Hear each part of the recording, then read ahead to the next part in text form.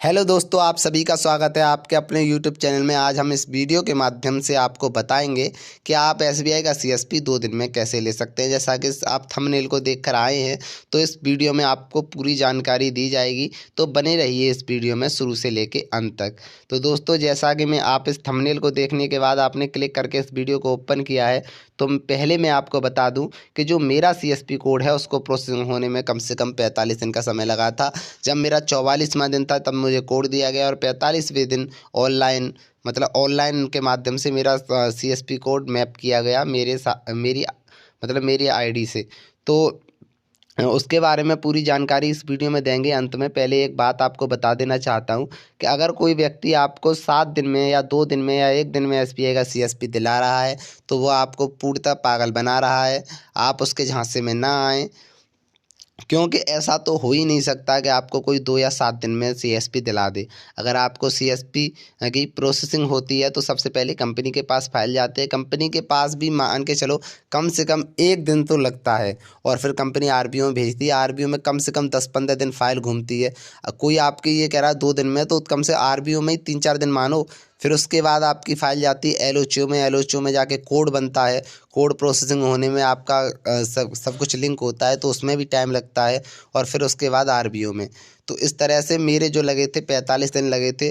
तो अब मैं बताता हूँ आपको सीएसपी लेने की प्रक्रिया क्या होती है। तो अगर आपको सीएसपी लेना है तो सबसे पहले अपने डॉक्यूमेंट रेडी करा लेने हैं।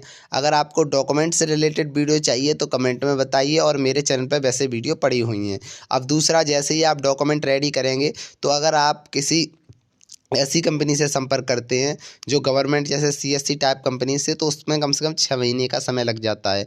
लेकिन आप किसी ऐसी कंपनी से प्रयास करते हैं जो थोड़े बहुत पैसे लेती हैं। कुछ कंपनियां 10-15 हज़ार, या जैसे अलंकित, ऑक्सीजन, ज़ीरो मास, इन कंपनियों से संपर्क करते हैं, थोड़ा आपका कोड जल्दी करा देते हैं।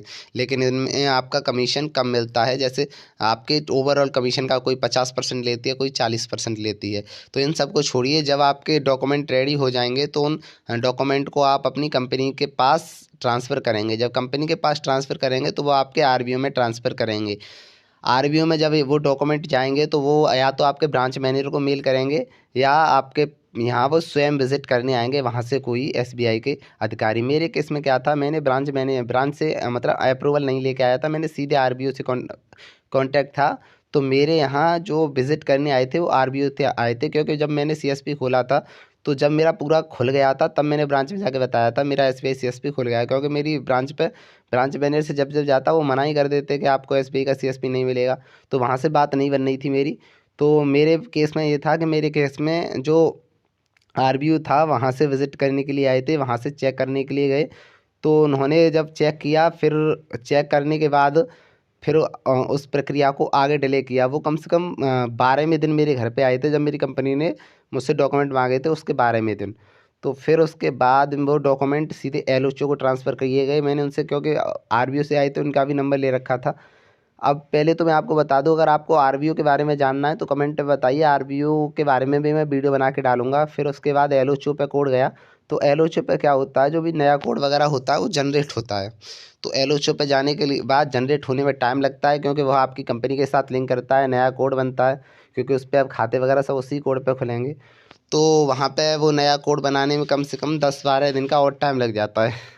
तो कम से कम 30 दिन का टाइम वहाँ पे लगा। फिर वहाँ पे आने के बाद वहाँ से दोबारा आरबीओ में ट्रांसफ़र किया गया। तो मेरे तुरंत जो कंपनी के व्यक्ति थे उनका फ़ोन आया कि आपका कोड आधा प्रोसेसिंग हो चुका है, और वहाँ एलओचओ से बन चुका है, अब आपका आरबीओ में कोड आने वाला है।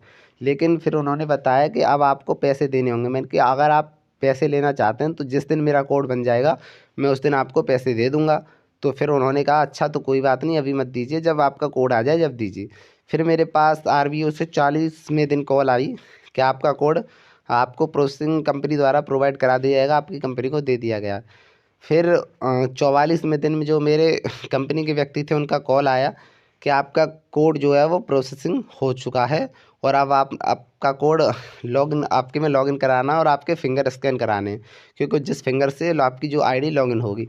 तो अब आप अपने पैसे भेज दी। तो उन्होंने वो कोड था वो तो ट्रांसफ़र कर दिया। फिर मैंने क्या काम किया, मैंने सीधे SBI की जो ऑफिशियल वेबसाइट है उस पर जाके चेक किया कि इस कंपनी के कोड किस नंबर से आते हैं, तो वहाँ पे देखा था तो एकदम सेम था। फिर मुझे थोड़ा विश्वास हुआ, फिर मैंने अब रिस्क तो लेना पड़ा। फिर मैंने जब कोड आ गया तो फिर मैंने पैसे उनके में डाल दिए। फिर अगले दिन उनका टीम से फ़ोन आया और टीम से उन्होंने मेरा कोड लॉगिन कराया और मेरे अंगूठे लगाए। अंगूठे जब लगाए तो 2 अंगूठे 1 उँगली लगी थी उसमें सुई, उसके बाद लॉगिन हो गया और उन्होंने पहला ट्रांजेक्शन कराया। तो पहला ट्रांजेक्शन हो गया कंप्लीट और मैंने SBI के पास में ही दूसरे किसी SBI CSP के वो थे, उस कस्टमर को बुला के CIF से भी विड्रॉ कर दिया। फिर उसके बाद मैं बैंक में गया, बैंक में क्या प्रोसेसिंग हुई उसके बारे में वीडियो नेक्स्ट आएगी। तो वीडियो देखने के लिए धन्यवाद।